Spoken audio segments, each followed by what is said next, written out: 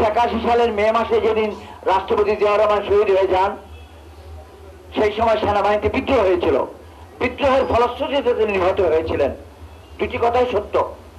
প্রশ্ন, যাদেরকে ফাঁসি দেওয়া হয়েছে তারা কি নিহত করে হত্যা করেছে কিনা? General Zia was president at that time, civilian president, not army president. His safety and security was not my responsibility. The responsibility of the civil government. They did not protect him. They did not give him security. Zia হত্যাকাণ্ডের সাবেক সেনাপ্রধান পরবর্তীতে রাষ্ট্রপতি এরশাদের সংশ্লিষ্টতা নিয়ে অবসরপ্রাপ্ত major general ইব্রাহিমের বক্তব্যে তোলপাড় রাজনৈতিক অঙ্গন। অভিযোগ অস্বীকার করে এরশাদ নিজের পক্ষে যুক্তি দেখালেও তা মানতে নারাজ জেনারেল ইব্রাহিম।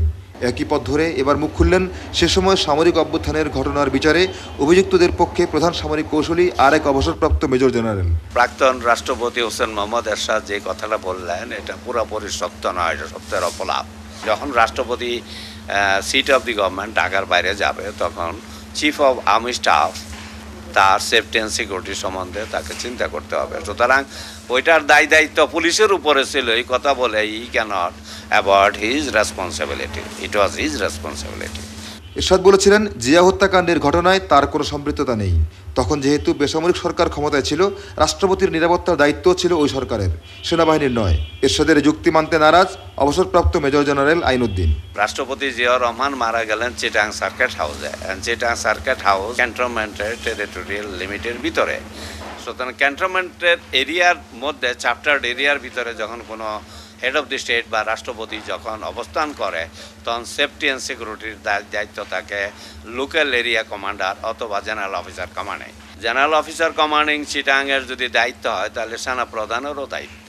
জিয়া হত্যাকাণ্ডের পর সামরিক বিদ্রোহের অভিযোগে বিচার হয়। বিচারে ফাঁসি হয় 13 জন সেনা অফিসারের। জেনারেল আইনউদ্দিন বললেন, ওই সামরিক অভ্যুত্থানের বিচারেও ব্যাপক অনিয়ম ছিল। ওই বিচারে অনিয়মের দায়িত্ব এরশাদ এড়াতে পারেন না। ট্রায়ালের সময় তো আমি নিজে ছিলাম ডিফেন্স কাউন্সিল। প্রমাণিত ছাড়া কাউকে ডেথ সেন্টেন্স দেওয়া যায় না। কিন্তু বেশিরভাগ লোকই যাদের অফেন্স, তাদের দোষ প্রমাণিত হয়নি, তাদেরকেও ডেথ সেন্টেন্স দেওয়া হলো। 81-এ কোর্ট মার্শাল মিউটিনির অর্ডার করেছিল chief of army staff. Chief of army staff তখন কে ছিল? রাষ্ট্রপতি। পরে উনি রাষ্ট্রপতি হন, তখন ছিলেন লেফটেন্যান্ট জেনারেল হোসেন মোহাম্মদ এরশাদ। 81 সালে সামরিক অভ্যুত্থানের বিচারে অভিযুক্তদের পক্ষে প্রধান কৌশলী ছিলেন তিনি। সে সময় তিনি ছিলেন কর্নেল। 1996 সালে সেনাপ্রধান নাসিমের ঘটনায় মেজর জেনারেল হিসেবে বাধ্যতামূলক অবসরে যান আইনউদ্দিন। সালেহ শিবলি, চ্যানেল আই, ঢাকা।